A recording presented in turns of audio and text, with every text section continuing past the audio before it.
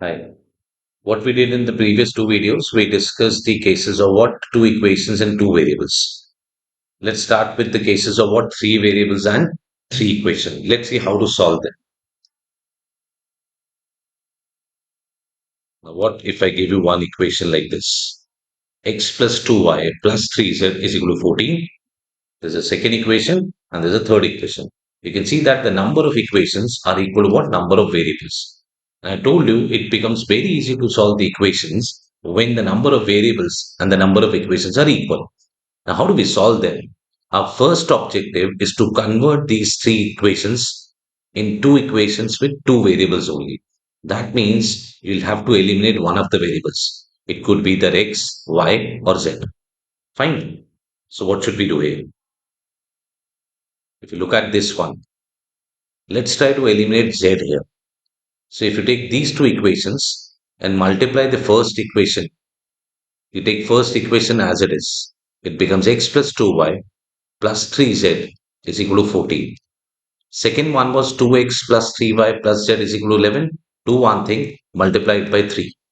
When you multiply it by 3, you get 6x plus 9y plus 3z is equal to 33. Now take the difference of these two equations. When you take the difference of these two equations, this term will be easily cancelled out. So what do you get here? 5x plus this will give you 7y is equal to 33 minus 14. Now, what is 33 minus 14? You get 19 here. This is equation number 4 for me. Fine. That means now I have one equation and only two variables. Now, let's take a pair of these two equations, this one, and multiply this equation by 2.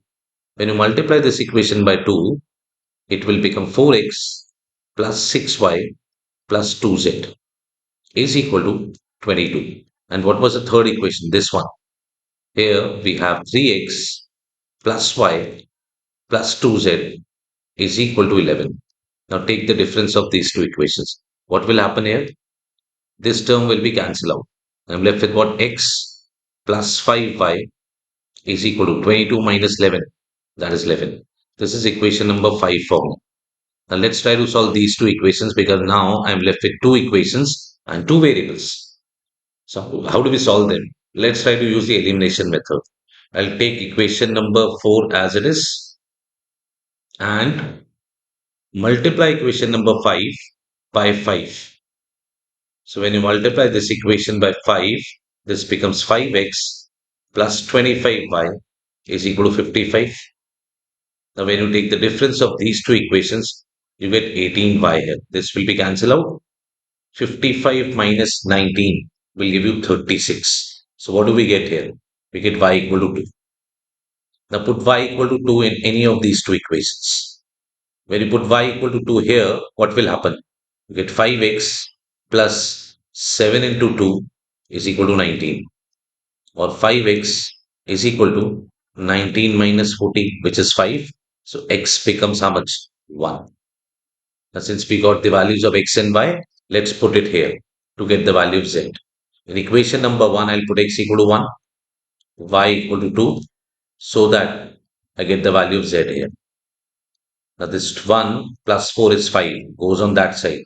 You get 3z is equal to 14 minus 5, that is 9. So value of z becomes how much? 3. So I got the values of all the three variables here. So what's the method here? Try to eliminate one of the variables, let's say x, y, or z. Then you'll be left with two equations and two variables. And you know how to solve those two equations and two variables. I hope this is clear. Now let's try to apply this concept in few questions. Now what's given here? A sum of 1360 is divided among A, B, and C. That means there are three variables.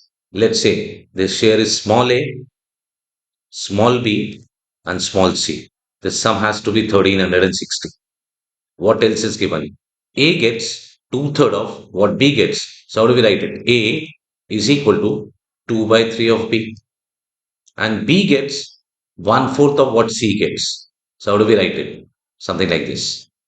Now look at this. We have got three equations and three variables.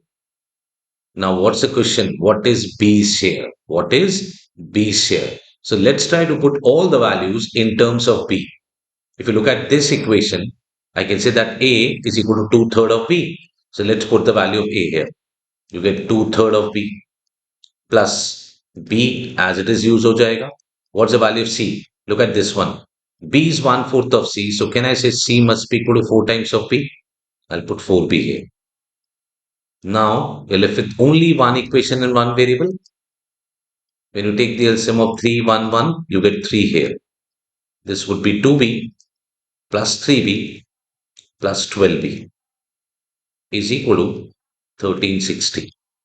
So effectively, this is how much? 17B by 3 is equal to 1360. So B becomes 1360 into 3 by 17. The 17 will cancel it out 80 times. So the share of B becomes how much?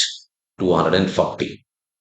What does it mean? The logic will remain same. You will try to reduce the number of variables. But for that, the number of equations must be equal to what? The number of variables. Let's look at a few more questions. Now, what's given here? Penny says if Leonard gives me 40, he will have half as much as Raj. So, how many people are there? Three. One is Penny, the other one is Leonard, and the third person is Raj. Now, Penny says if Leonard gives me 40, let's say they started with ABC rupees. So, what's the case number one? Let's look at this.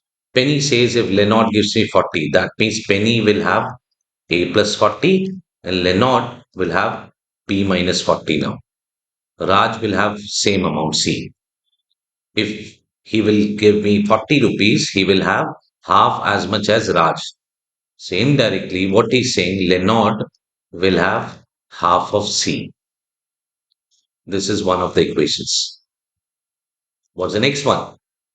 Instead, if Raj gives me 40, that means if Penny takes 40 rupees from Raj, Penny will have A plus 40 and Raj will have C minus 40. Leonard will have same, that is B. This is case number two. Then three of us will have the same amount. So now what I can say, amount with Penny, that is A plus 40, should be equal to amount with Leonard, must be equal to amount with what? Raj. Now, this will give you three equations, and you already have one more equation here. Look at this one. When you equate these two, you get one equation. These two will give you one more equation, and first and last term are also equal. You get third equation.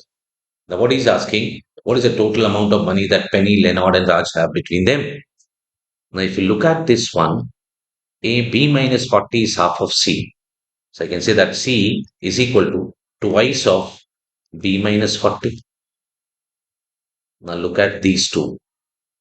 You know that B is equal to C minus 40 and you also know the value of C. What's the value of C? Twice of B minus 40. So let's put it here. C is twice of B minus 40 minus 40. So this becomes 2B minus 80 minus 40 is equal to B. After solving this, you get B equal to 120. Now, if B is equal to 120, you'll get the value of C from here. C is equal to twice of B, which is 120 minus 40. 120 minus 40 is how much? 80. And 80 into 2 is what? 160. So the amount with C will become 160. Now, what's the amount with A? Look at this equation. You also know that A plus 40 is equal to B. What's the value of B? It's 120. So when you put 120 here, A plus 40 is equal to 120. So value of A becomes how much? 80. So I got all the three values here. And the question is about total money with all three of them. That is 80 plus 120, 200 plus this 160. So the answer becomes 360 rupees. I have got four equations here, but the number of variables were only three. I hope this is clear. Let's move on to the next one. The sum of x, y, and z is 40. That means x plus y plus z is equal to 40. If the share of x is 1/4 of the combined share of y and z, x is given equal to 1/4 of y plus z. What is the value of x? Now look at this, what he's asking. the value of x. And we can see that the variables are three, but the number of equations are only two. That means I might not get the individual values of x, y, and z. But what he's asking, what is the value of x? If you closely look at this equation, what we can say, 4 times of x is equal to y plus z. So I know that y plus z can be replaced by what? 4x. Look at this equation. This y plus z can be replaced by 4x, and the sum is equal to 40. So 5x becomes 40. That means x is how much? 40 by 5. I hope this is clear. Y plus z value was 4x. X plus 4x gives you 5x.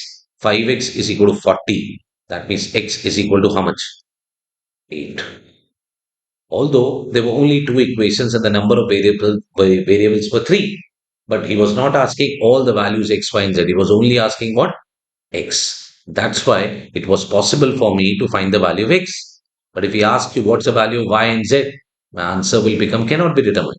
But here I can easily find the value of x here. So the answer becomes what? 8. That means none of these. Let's look at one more question. How many people are there? Again, there are four people. They buy a piano for 6,000. So let's say they've got E plus T plus K plus A. The sum of all these four variables is given equal to 6,000. E pays half of what the other three pays. How do we write it? E pays half of what the other three pays. Other three means T plus K plus A. Now look at the statement here. E pays half of what the other three pay. Can we say the other three paid thrice of the E? If you try to convert this equation, reframe this equation, it can also be written like this. T plus K plus A must be equal to twice of E. Yes or no? Now let's put it here. I know that T plus K plus A is already there and it can be replaced by how much? 2E. So E plus 2E will be equal to 6,000. That means 3E would be equal to 6,000. So the value of E becomes how much? Only 2,000. This was the first part. What else is given? T pays, T pays a third of what the other three pay together. If you try to restructure this statement, you can also say that the other three paid thrice of what? T. T paid one third of other three. That means other three paid thrice of T. So how do we write it? E plus K plus A must be equal to thrice of T. Now let's put it here. E plus K plus A can be replaced by how much? 3T. So I already have 1T here and the sum of these three variables is 3T. So T plus 3T becomes 6,000. So 4T would be equal to 6,000. That means T is equal to how much? 1,500. So I got the value of T also. But actually I'm looking for the value of A. Now let's look at the third information. K pays a fifth of what the other three pay. So can we say the other three paid 5 times of K? That means T plus A plus E is equal to how much? 5 times of K. We'll do the same thing here. We'll be using this equation again. The sum of three variables T, A, and E is already 5K and 1K was already there. So effectively, this becomes 6K is equal to 6,000. That means the value of K becomes how much? 1,000. Yes or no? Now, out of four variables, I already know the value of these three. 2,000 plus 1,500. That gives you 35. 35 plus 1,000 will give you how much? 4,500. Out of 6,000, these three will share 4,500. That means the remaining 1,500 is the share of A. So A pays how much? 1,500.